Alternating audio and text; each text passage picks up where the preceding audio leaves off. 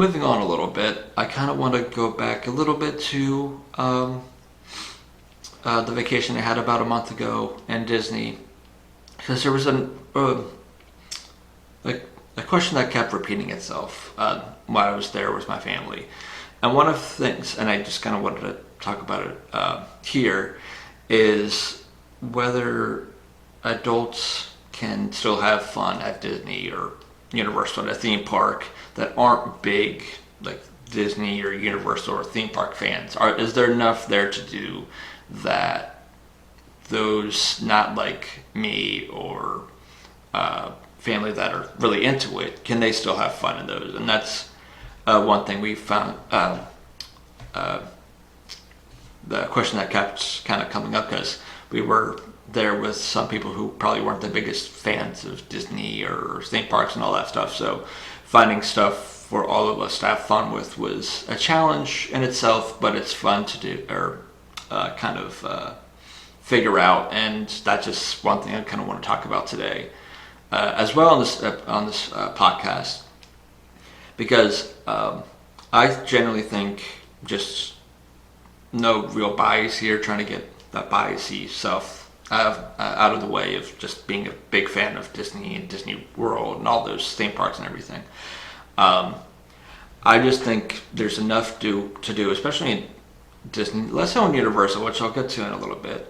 But I feel like there's enough to do that can satisfy anybody's needs. Obviously, if you're a family and you have small children, there's some stuff you can do with a lot of things you can do with your family. You can go on the many dark rides. You can do character dinners or breakfasts, or lunch, whatever. You can meet the characters just outside of that. You can just do so much just family stuff you can do with your kids. There's a bunch of shows, a bunch of kid-oriented dance things and all that you can do that you can find there, which is great if you have a family and you're into that kind of thing. But for this, I'm just kind of looking at just kind of once you get older, once you hit that teenage kind of young adult to adult ages, can you find stuff there to have fun with and still enjoy your time there, even just kind of forgetting the fact that you may be spending a good amount of money while you're down there. But I think there is, because obviously outside of the family and kid stuff, which you can still find enjoyment in that as well. You may find enjoyment in what I find enjoyment as well, is that you can just kind of walk in and see all the care and dedication and detail and everything that went into the parks themselves. So whether it's looking down Main Street and you see the buildings and the Cinderella Castle all the way down, or going on a dark ride and just seeing all the animatronics that they have on those, or any new rides or anything like that. That's just some of the stuff that I just really enjoy, just the little things like that, or little interactions between the people and characters and stuff like that. Whether it's a dapper dance, singing on Main Street, whether it's a particular character having a good interaction, stuff like that just really gets the feeling even more. And you get that, and it's said every time when you go to a Disney park, and that's what they try to instill, is that you can still have that enjoyment of family and or as a kid and everything.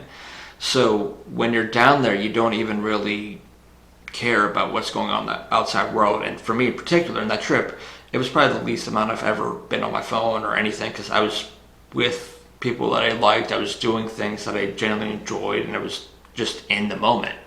And that's just one of the many things that I just very much love about Disney and doing those theme parks, is that you can just kind of escape almost reality at that point and go into this world. And maybe that's not for everybody, but that is just for me. But there's that. If you're not into that kind of thing, then I think there's still stuff you can do. There's so much stuff, like if you're a young adult, kind of late teen kind of age, where you're at that age where you're like I'm too cool for Disney kind of thing. I think there's still stuff you can do.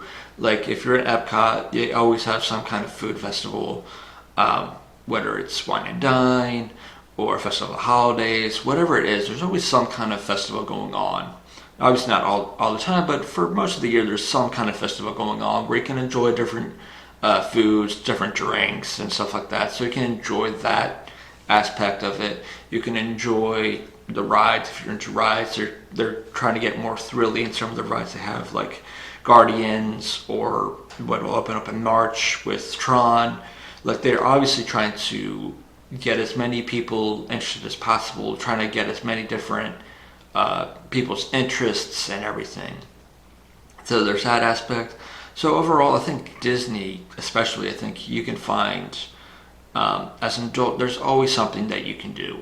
You can check out the dining. You can just go to Disney Springs and you can probably find something there, whether it's shopping at one of the many outlets or stores, or checking out the many restaurants that are there.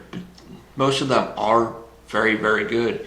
For our trip in particular, we went to Wine Bar George, which is fantastic, or Paradiso 37, which is also very good. Like they have a bunch of restaurants just like that you can just go down there, have a good date night, and just have fun there. That's another aspect you can have. Just Disney in particular, it accommodates a lot of people. A lot of people's interests, which I'm repeating myself here when I say that, but yeah, I think you know what I'm trying to say there. But switching over a little bit to the Universal side of it, and that's where I think it's a little different. In that Universal is very much a thrill-centered, some family, yes, some family-oriented things, but not family oriented as what we were dealing with. Not very toddler friendly park, which I think I mentioned in my last episode too, which Universal was not the most toddler friendly park, because there's very few attractions and stuff that they can actually be able to do.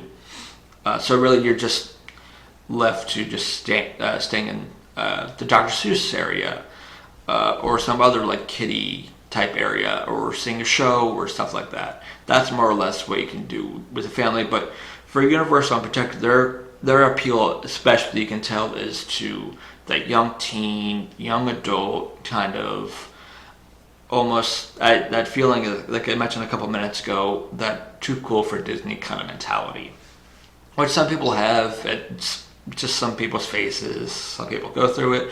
Some people are just not big fans of Disney, just can't do anything Disney. It's fine. Everyone has their own kind of opinions and thoughts and all that stuff on that. But for Universal, it's very much that. So whenever they have like Mardi Gras that's coming up for them, or Halloween Horror Nights, there's always some kind of element of some alcohol or some party-esque atmosphere to it, where they're obviously trying to attract the young adults and everything. And you can tell by most of their attractions too, because they're very thrill oriented. And that's not something that they're just coming up with it. Like Disney, it's in their DNA, it's just what they do. So like they have those 4D theaters, which isn't my particular favorite thing, but it's something that they do. So it's a little added bonus to that of a theater. It makes you feel much more into it.